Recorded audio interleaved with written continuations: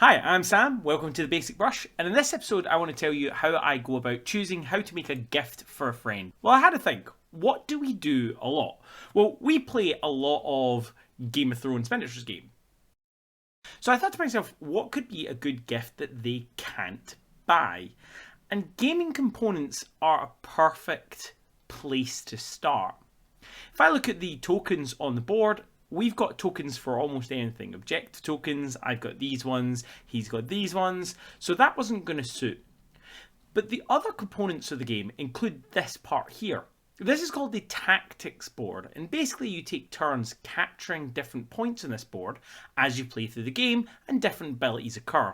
So I thought, how cool would it be if I could make one and give it to him as a gift? So how do you go about doing this? Well, the first thing I did is I went into the loft and traipsed through all those hordes of miniatures that we all have from a lifetime of collecting. And whilst I was looking through them, I found this lot. Now, I know this looks like the eclectic mix, but I assure you this will come through for us in the end. I've got this base from the Warhammer miniatures game, the old one, RIP. And I believe this might have been from a Thunder Tusk, but I am guessing at this point. I thought this is a perfect size. I can get some miniatures on it. I can maybe do some furniture and stuff like that. Speaking of furniture, this stuff is from Mantic's Terrain Crate. It's great little stuff, and because I don't have a 3D printer, it's the only thing I kind of have available to me.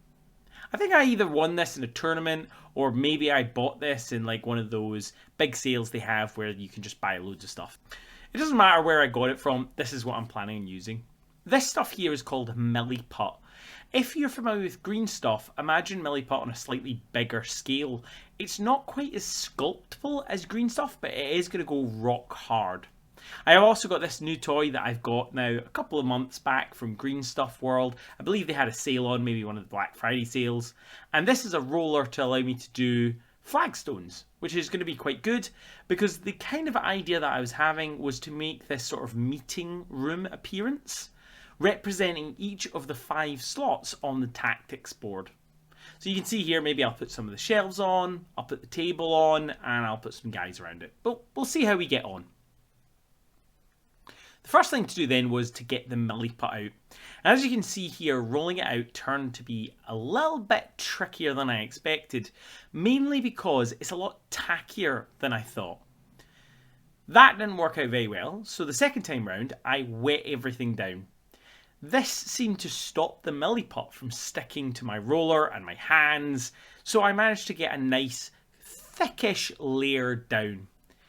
Then what I'm going to do is just roll the rolling pin across. I'm really pleased with how this worked, and I have another 2 of them that I would love to try out, so expect to see those in a basing tutorial in the near future. The next thing I needed to do was make the table.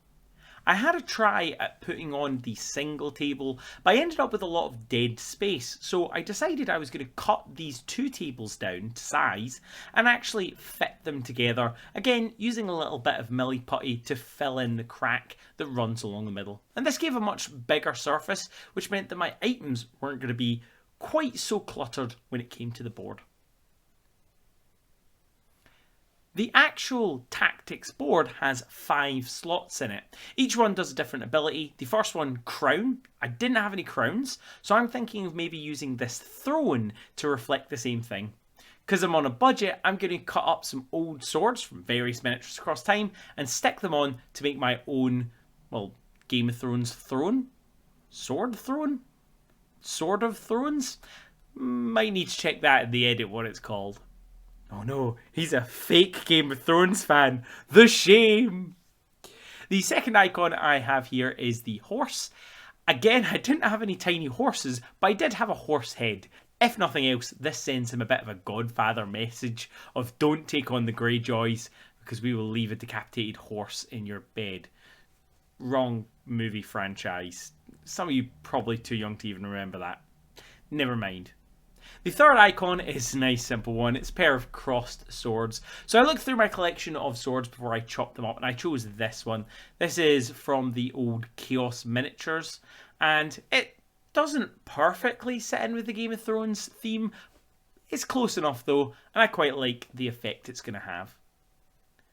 The next icon is the messenger icon, which is a little envelope. Now, I could have made one out of green stuff, but I found this awesome crow while digging through the rest of my miniatures, and I thought, you know, messenger crows in Game of Thrones is quite a big thing, so that would work out nicely. Finally, we have the money bags.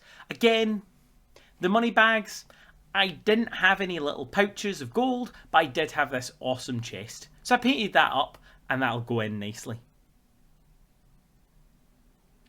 Once I got all the pieces chosen, it was then time to paint everything up. A little bit of set dressing here in addition to my icons would be the table, the chair, and finally this nice little bookshelf, which was an absolute pain to paint all of the individual books. With all these things painted, it was time to do the base. I went for a wash all over using contrast paint. Then I dry brushed on some white using a gigantic makeup brush. I put some patches of different contrast paints like greens, purples and browns across the whole thing, before then finally picking out a couple of stones and highlighting them, as you can see here. No, I'm not that fast. This is a time-lapse video. Putting it all together, this is what the result looks like. And here we've got our generals gathered around the table deciding how they're going to split up the 7 kingdoms amongst them.